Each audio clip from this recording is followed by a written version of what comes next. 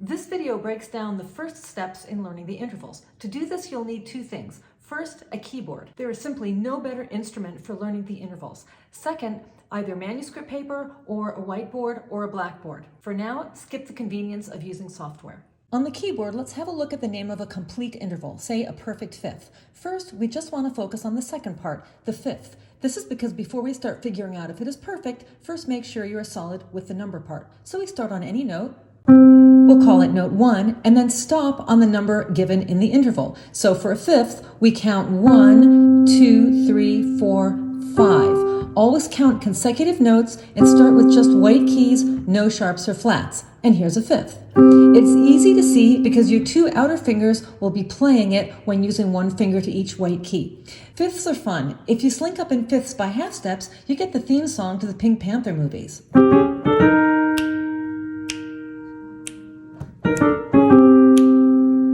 So what we just did with the fifth, we want to do with every interval up to the octave. The second, the third, fourth, fifth, sixth, seventh, and octave. Now, play just a succession of any seconds. Then play a succession of thirds. You'll hear that the thirds sound nicer than the seconds. Now do the same for successions of sixths, and then a succession of sevenths. You'll hear that the sixths sound nicer than the sevenths. Next, play a C major chord, and hear how the intervals above the root note, the third, fifth, and octave, all sound nice. Thirds, fifths, sixths, and octaves are consonances, more so than the other intervals, the seconds, fourths, and sevenths. So here's a dissonant seventh. You can resolve it up to the octave or down to the sixths. We also like the second resolving up to the third. I'll get into this more in later videos, but this is a start with making sense of what intervals are all about. So for example, Yesterday by the Beatles. So it looks as though they're here to stay. That is an example of a fourth resolving to a third. Or check out The Sound of Silence. Left its seats while I was sleeping. This phrase works because every interval is a consonance.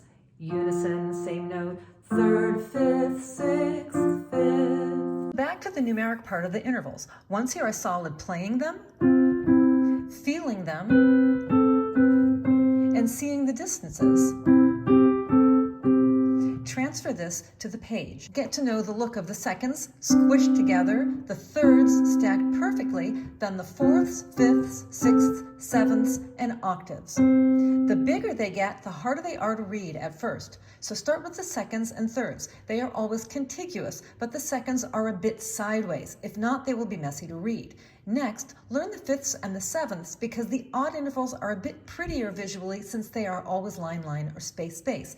And then the seventh is bigger with two lines or spaces in between. Knowing the seconds, thirds, fifths, and sevenths first will make it easier to start fitting in the missing intervals, the fourth, sixth, and octave on the page. This is the first place where you want to get started learning the intervals. If you remember, the very first thing we studied was something called a perfect fifth, and we isolated the part that said fifth.